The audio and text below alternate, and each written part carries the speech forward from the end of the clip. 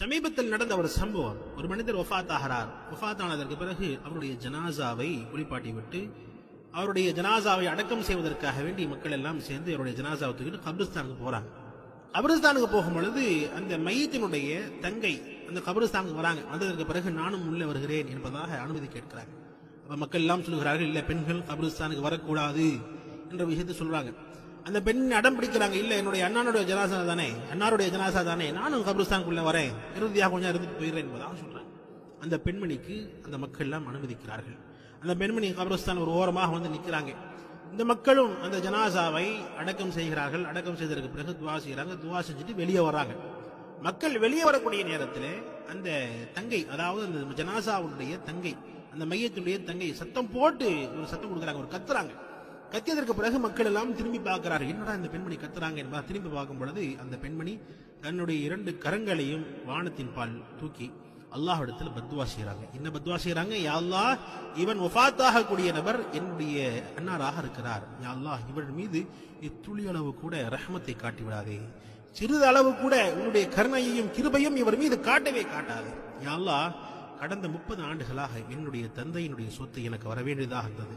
அந்த என்னுடைய தந்தையினுடைய சொத்தை இவர் அபகரித்து எனக்கு கொடுக்காமல் ரொம்ப கஷ்டப்படுத்தினாரு, ரொம்ப சிரமத்துக்கு ஆளாக்கிட்டாரு. யா அல்லாஹ், எனக்கு எப்படி கஷ்டம் ஏற்பட்டதோ அதை விட அதிகமான கஷ்டத்தை யா அல்லாஹ் நீ இவருக்கு தருவாயாக என்பதாக அந்த பெண்மணி பத்வா செய்து அந்த கபிரிஸ்தான் விட்டு வெளியே வராங்க. அல்லாஹ் யோசிச்சு பாருங்க, ஒருத்தருடைய ஹக்கை நம்ம அடிச்சு, ஒருத்தருடைய சொத்தை நம்ம அபகரிச்சு நம்ம சாப்பிட்டோம் என்பதாக சொன்னா, ஒருத்தருடைய சொத்தை நம்ம கொடுக்க வேண்டிய ஹக்கு சரியாக நம்ம கொடுக்கல என்பதாக சொன்னா, இறுதி நேரத்தில் யாருமே நமக்காக துவா செய்ய மாட்டாங்க, எல்லாமே பத்வா செஞ்சுட்டு தான் போவாங்க. அல்லாஹ் பாதுகாக்க வேண்டும். திர்மிதி ஷரீஃபினுடைய ஒரு ரிவாயத்தாக இருக்கிறது.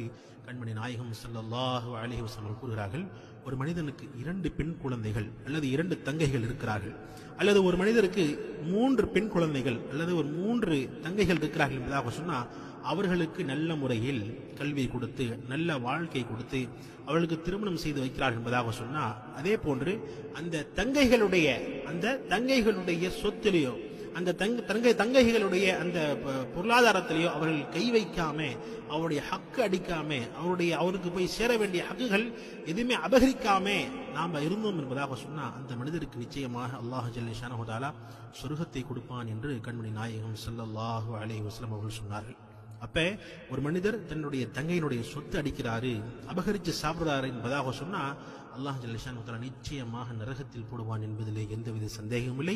அல்லாஹ்வர்களே, அப்ப அடுத்தவருடைய ஹக்கை, அடுத்தவருடைய சொத்தை நாம் சாப்பிடுவதை விட்டு பயப்பட வேண்டும், அல்லாஹ்வை அஞ்சு கொள்ள வேண்டும். நபிகள் நாயகம் ஸல்லல்லாஹு அலைஹி வஸல்லம் அதை தான் சொன்னார்கள், தங்கைகளுடைய சொத்துகளில் நீங்கள் அல்லாஹ்வை பயந்து கொள்ளுங்கள் என்பதாக சொன்னார்.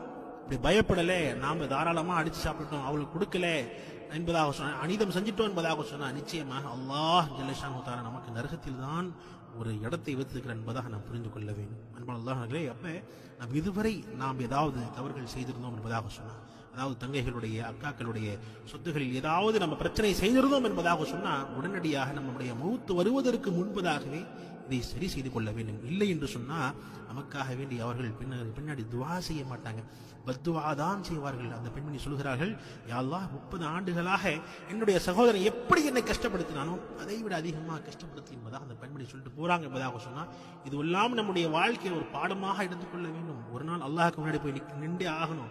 நீங்க என்னதான் உலகத்தில் வாழ்ந்திருந்தாலும் ஒரு நாள் கொண்டு போய் கபர்ல அவங்களை அடக்கம் செய்யதான் போறார்கள். அந்த நேரத்தில் அல்லாஹ் நீங்க என்ன பதில் சொல்ல போறீங்க?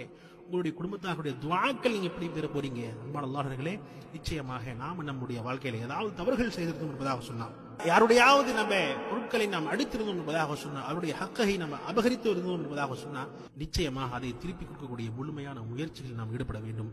வல்ல ரஹ்மான் நம் அனைவருக்கும் இந்த விஷயத்தை புரிந்து அதன் பிறகு அமல் செய்யக்கூடிய பாக்கியம் தந்தல்வானாக. வாஹிர் தாவானா அல்ஹம்துலில்லாஹி ரப்பில் ஆலமீன்.